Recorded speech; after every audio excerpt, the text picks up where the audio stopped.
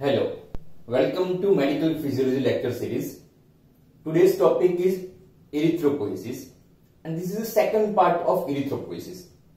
In the first part, in the previous part, we studied about the definition of erythropoiesis. In last lecture, in last first part, we studied about the sites from where RBC produced in embryo life, intrauterine life, children, adult, from which site, bone marrow, liver and all that, from where your RBC produced. Then also we studied about stem cells, uncommitted stem cells, pluripotent hematopoietic stem cells, committed pluripotent hematopoietic stem cells, colony forming unit, and all the colony forming units we have studied.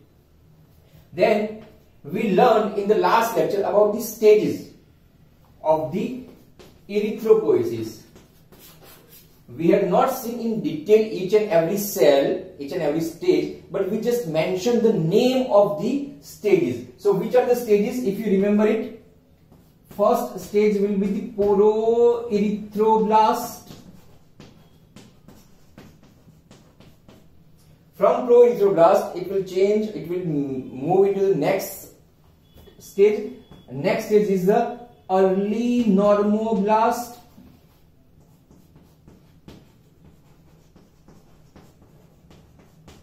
From early normoblast, the next stage, intermediate normoblast.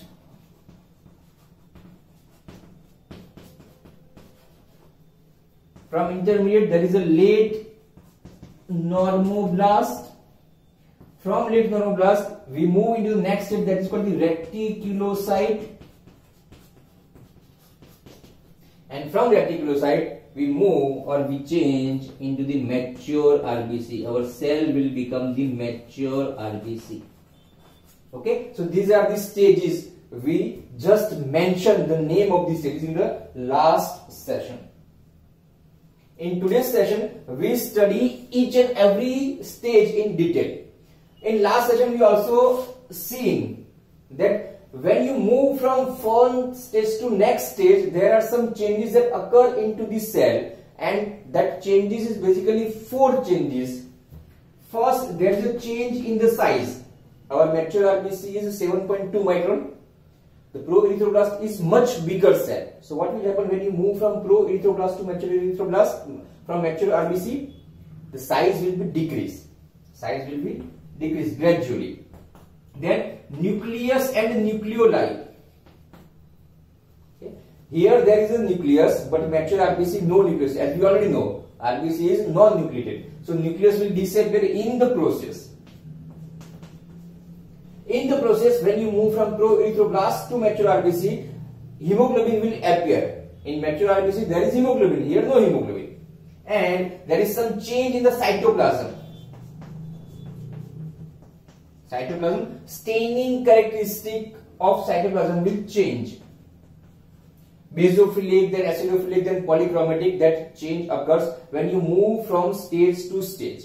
Okay, so in today's session, in today's lecture, we study each and every stage in detail. But just remember, these four changes will occur in each and every stage. Alright? Okay. Now,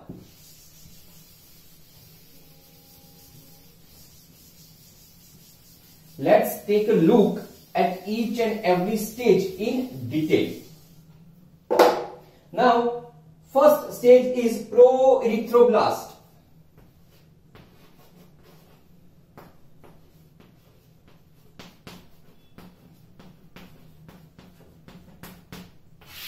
Okay, this proerythroblast is formed from where? Is formed from colony forming unit erythrocytes, if you remember.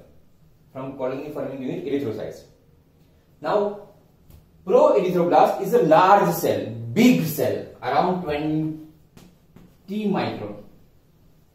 In this cell, nucleus present and also nucleoli is also present. Nucleus and as well as nucleoli is also present. If I show you, if this is the cell, this is the nucleus, and in nucleus also there are nucleoli present into the nucleus. Okay, nuclei present 2 to 3. Hemoglobin is not here. Hemoglobin is not here. So the cytoplasm is basically basophilic. Basophilic cytoplasm. So this is the proerythroblast. Then proerythroblast is multiplied so many times multiplied, and it move into the next stage. The next stage will be early normoblast. Early normoblast. Now what will happen in this stage? See, basically there are 4 things that we should keep in mind. First, change in size. Okay, then change in nucleus, then change in hemoglobin, and change in cytoplasm. These 4 things you should keep in mind. Okay, so what will happen in the early normoblast? The size will be decreased from 20 micron, it will become around 15 micron. The nucleoli which is at here, it will disappear. Nucleoli disappear. Okay, so if this is cell decrease, cell size decrease, there is a nucleus, but nucleoli disappear, and there is a condensation of chromatin material. Condensation of chromatin material. What about hemoglobin? No hemoglobin present, and cytoplasm becomes the basophilic. It's a basophilic cytoplasm.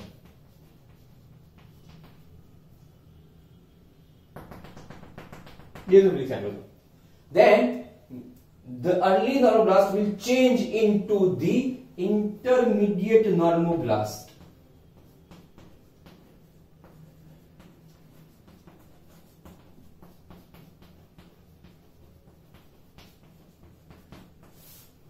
What will the changes? The size will again decrease from 15 micron. It will decrease to 10 to 12 micron.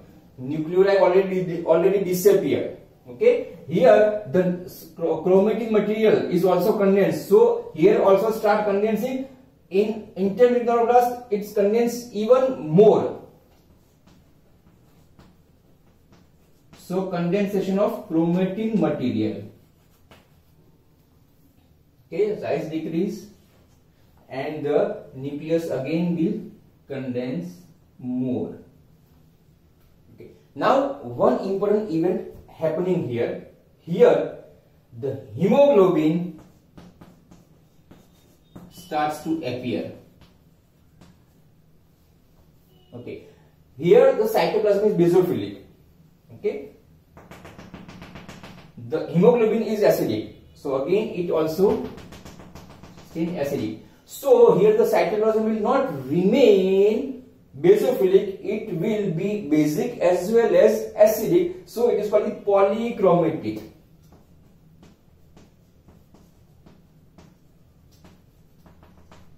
It's a polychromatic cytoplasm. Alright, then we'll move into the next stage, and the next stage is late normoblast.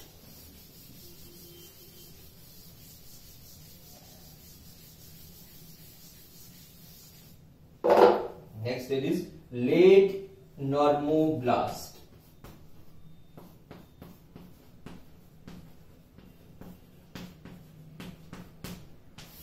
Here what will happen? In the size again decrease from 10 to 12 to 8 to 10 micron. Nuclei already disappeared. Nucleus is very condensed, and the nucleus is so much condensed. Nucleus is so much condensed that it looks like a spot of the ink. That's why it is called the ink spot nucleus. It is called ink spot nucleus. Okay, and because the hemoglobin starts to appear in this stage also, it is more hemoglobin, so most of the cytoplasm will stain acidic, so it is called the acidophilic, or we can say it's a orthochromic cytoplasm. Orthochromic cytoplasm. Now, at the last portion of the late neuroblast, your nucleus will be disintegrated and ultimately disappear. And the process of disappearance of nucleus is called the pycnosis.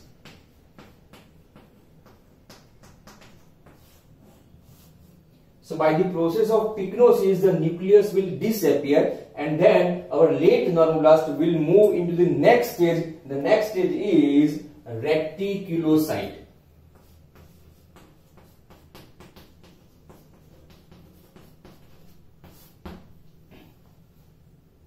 Now reticulocyte is called the immature RBC. It is called immature RBC because it is just one step before the mature RBC.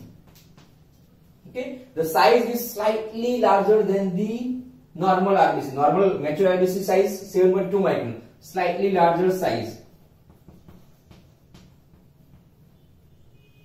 Okay, nucleus already disappeared.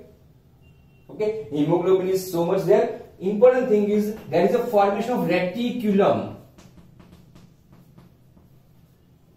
What is reticulum? If this is cell, because of disintegration of Golgi apparatus, mitochondria, they will form the reticulum in the cell, and because of this reticulum, the cell is called the reticulocyte, and this is called the immature RBC. And from reticulum, this reticulocyte, they will release into the circulation. आज reticulocyte से circulation में release થશે. From reticulocyte, the next stage will be the mature RBC.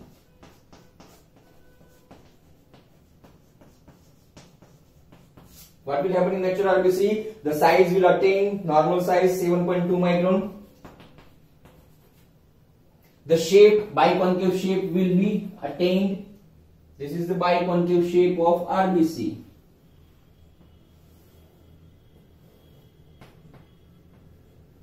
Okay, biconcave shape of the RBC attained. Okay, so this is the mature RBC. Now remember, when the baby born, around 2 to 6% of reticulocytes are in the circulation. If you take the blood and you may examine, there are 2 to 6% of reticulocytes, or you can say immature RBC in the circulation.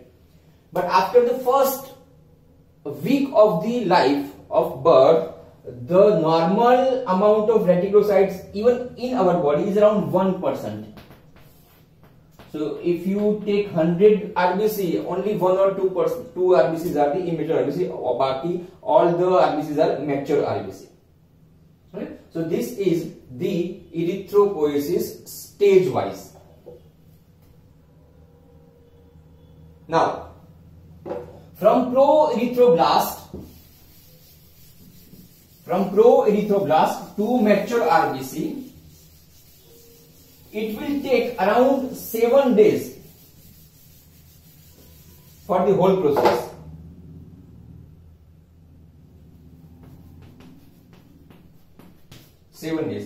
From pro-erythroblast to reticulocytes, it will take around 5 days, and from reticulocytes to mature RBC, it will take around 2 days. So overall, from pro-erythroblast to mature RBC, there are 7 days. So this is our stages of erythropoiesis.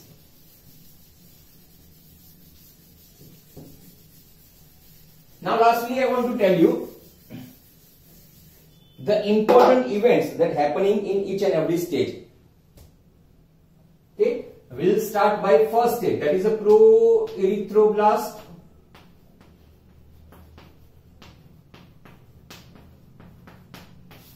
What is the main event that appear here? Here there is a synthesis of RBC, synthesis of hemoglobin. Remember, hemoglobin will not appear here, but the synthesis starts in proerythroblast. The synthesis starts in proerythroblast. Next come the early normoblast,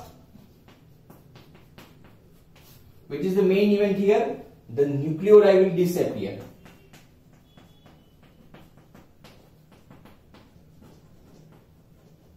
Then comes the intermediate normoblast, which is the main event here. The appearance of hemoglobin.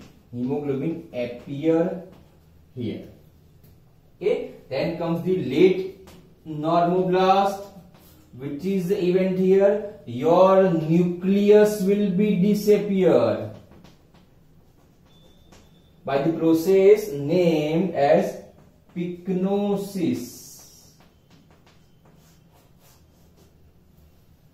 Right? Then comes the immature RBC, or we can say reticulocyte.